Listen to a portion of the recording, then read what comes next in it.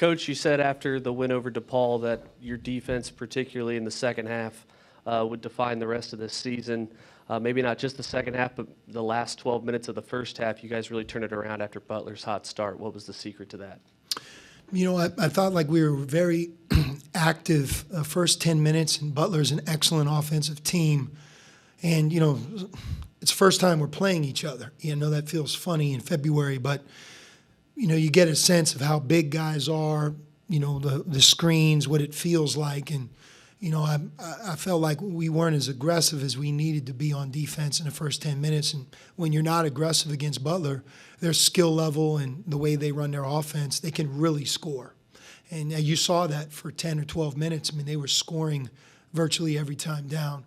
Our ball pressure, our togetherness, different guys making plays off the ball, helping each other.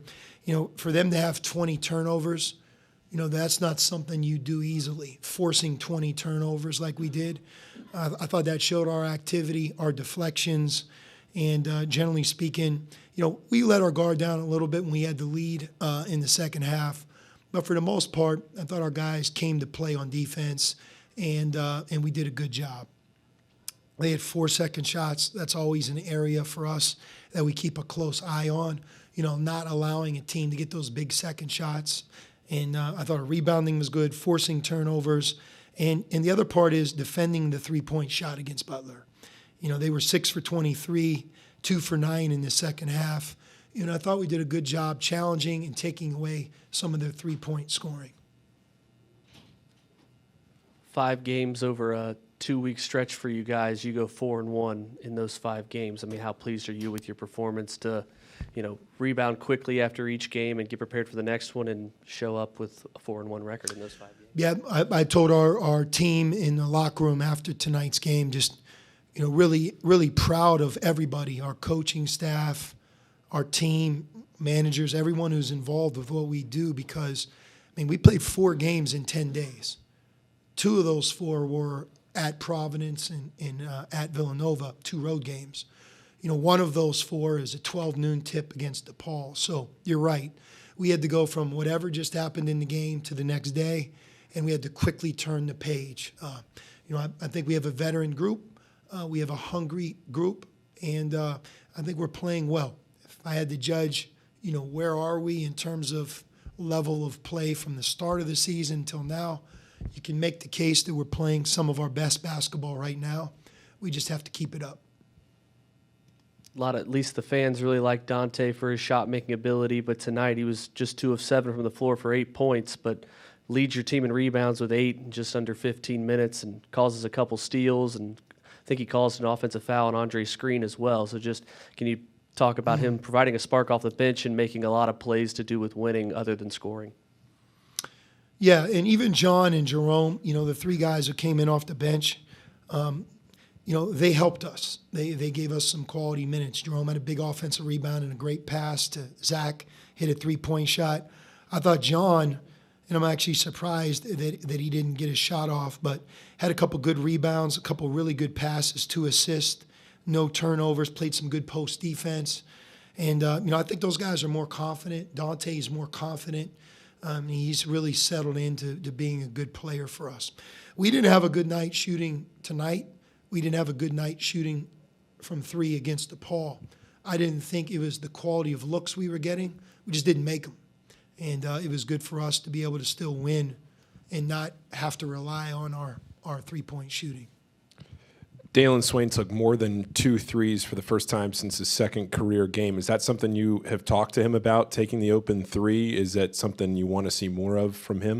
When he's wide open, I feel like it's better for our team that he takes it. We talked to him about it.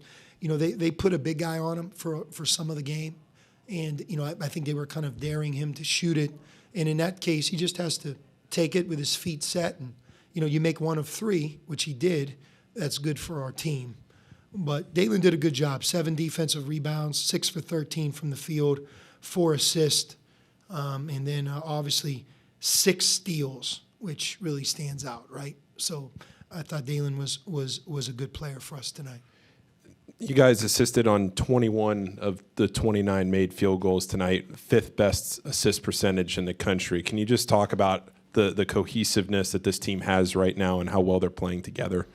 Yeah, we're reliant on the pass, the way our team is. We have a number of different guys that can play. I don't know if any of them, maybe Dalen more so than the rest, are great just one-on-one, get a bucket. I don't mean that in any negative fashion, because I think the talent level of our team and the offensive weapons we have, I think it's a really good group. It's just we rely on ball movement. You know, we want to play with tempo. We want to share the ball. We want to look for each other. And when we do that, that allows us to be able to beat the best teams on our schedule, right? When you just abandon that, and there were times tonight where when we didn't really share it and move it well, we didn't score well. So that's something that we're very well aware of, and I think we have a group that wants to pass. Sean, it doesn't seem like most defenses would want to play a zone against you guys, but did you have any thoughts on how you performed against the zone tonight? You know, I would have to look at it. I thought our guys became tentative a little bit. We haven't seen a lot of zone. The thing that at the end of the day that you really have to look at, did we get good shots or not? My guess is we didn't get enough second shots. Maybe we took too many twos or jumpers, needed a couple drives. But for the most part, I also thought we had a couple quality looks that didn't go down. And as long as that's the case, that will work to our benefit moving forward. Butler doesn't play a lot of zone. So, you know, I think them playing as much zone probably had more to do with how the game was going when they were in man than anything else. Speaking of the turnovers forced, your turnovers in general defensively are up this year. Is there any specific reason for that? Is it just Dalen Swain kind of coming into his own, or what do you attribute that to? We have a team that can pressure the ball better. When we have Marcus Foster and Dalen in together with two guards, we're quicker. Those guys can pressure the ball. They can play shooters. And, you know, I think that our disposition defensively is to be a little bit more disruptive than we have been, using that quickness. And, you know, tonight I thought that was something we did a good job of. I'm sure on Butler's end, some of those turnovers were unforced, but I feel like we were active and caused some of those turnovers as well. And again, just following up on that, it seemed like earlier in the game you guys were trading baskets, but at what point again did you realize you were able to kind of set your defense, force those turnovers, and kind of take control of the game? I would say the first 10 minutes was very much back and forth. We had a hard time guarding them. Once we got through that first 10, 12 minutes, we were better on our end, and I thought our guys played with a lot of effort. You know, again, I'm going to tip my hat to Dalen Swain. He had 6 steals. It's hard to have 6 steals in a college game, and he himself was very disruptive.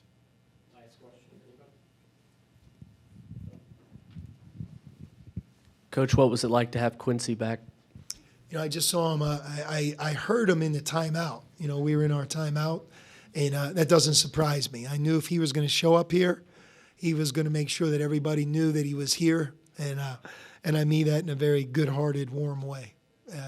Quincy's one of a kind. You know, he's been back for a couple of days. He's probably been in the gym in the Cintas Center for anywhere between 3 and 4 hours, just working on his game, working on his shot, watching our practice. He puts a lot of work into the game, and that's why he's in the current situation he's in, and my hope is that he's able to stick and be an NBA player for a while.